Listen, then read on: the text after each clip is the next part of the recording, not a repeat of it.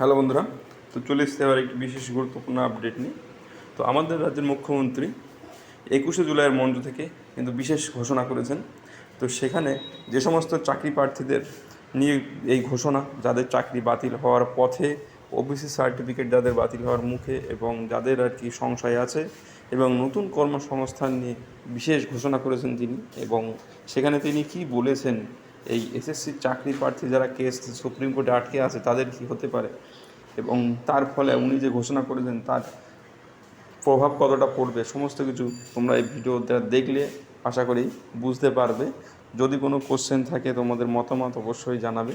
তো চলো আমরা যে মূল বিষয় সেটা শুরু করার আগে বলতে চাই বন্ধুরা, যে অবশ্যই ভিডিওটা সবাই সম্পূর্ণটা দেখো, দেখলে সম্পূর্ণ ডাউট ক্লিয়ার হবে, এবং যদি কোনো জিজ্ঞাসা থাকে অবশ্যই সেটা কমেন্টে জানিও।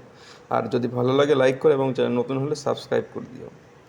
তো যেটা বলার, যে মুখ্যমন্ত্রীর যে ঘোষণা যে এসএসসির চাকরি বাতিল, যে 26,000 প্রায় প্যানেলটা বাতিল করেছিল কলকাতা ডিভিশন বেঞ্চ সুপ্রিম কোর্টের, যেটা এখন বর্তমানে আছে, তো হেয়ারিং চলছে।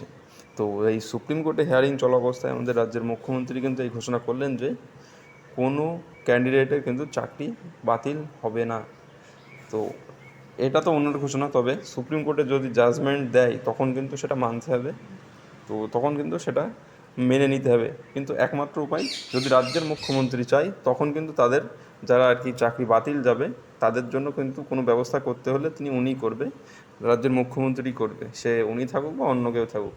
তো এটার পরে গেল ওবিসি কাস্ট সার্টিফিকেট। তো ওবিসি কাস্ট সার্টিফিকেট যে সমস্ত সার্টিফিকেটগুলি বাতিল হয়েছে, তো সে সার্টিফিকেটগুলো কিন্তু বাতিল হলে সে সুপ্রিম কোর্টে কেস আছে। তো এখন বাতিল হওয়া case caste certificate Supreme Court যা রায় দেবে তার উপরে ডিপেন্ড করবে। তো এটা গেল। আর নতুন কর্মসংস্থান, আমরা কিছুদিন আগেই যে রাজ্যের যে অর্থনৈতিক অবস্থা তার উপরে কিন্তু ওনাকে ভাষণ দিতে শুনেছি, এবং সেটা নিয়ে বেশ কিছু বলতে শুনেছি। এখন নতুন কর্মসংস্থান একমাত্র রাজ্য সরকারের আর কি, যদি মুখ্যমন্ত্রী চান বা ফাইন্যান্স ডিপার্টমেন্ট অ্যাপ্রুভাল দেয় তারপরেই কিন্তু নতুন রিক্রুটমেন্ট হবে। তাছাড়া কিন্তু নতুন রিক্রুটমেন্ট রাজ্য বা কেন্দ্র কোথাও হয়ে থাকে না। তো এটা হলো ব্যাপার। যে সমস্ত রিক্রুটমেন্টগুলো অলরেডি ফর্ম ফিল আপ হয়ে আছে, তো সেগুলো কিন্তু ফাইন্যান্সের অ্যাপ্রুভাল নেওয়ার পরে ফর্ম বের হয়।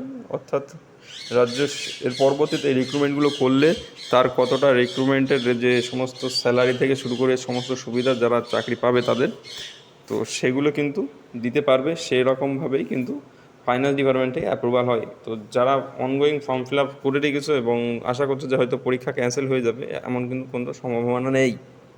তো মুখ্যমন্ত্রীর ঘোষণার পরে যা এসএসসির চাকরি প্রার্থী তারা কিন্তু মুখে হাসি ফুটতে চলে, এবং যাদের আর কি ওবিসি কাস্ট সার্টিফিকেট বাতিল হয়েছিল তাদেরও আর কি ওই রকমটা হওয়ার কথা। কারণ আমরা দেখেছি আমাদের রাজ্যের মুখ্যমন্ত্রী কিন্তু সমস্ত শ্রেণীর মানুষের সাথে পাশে দাঁড়িয়ে কাজ করে চলে এসছে। তো তার জন্য এর আগেও এরকম ঘটনা ঘটেছে।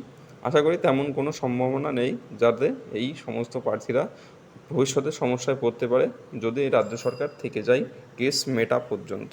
তো এটা হলো মূল বিষয়। তোমাদের মতামত অবশ্যই জানিও কী হতে পারে।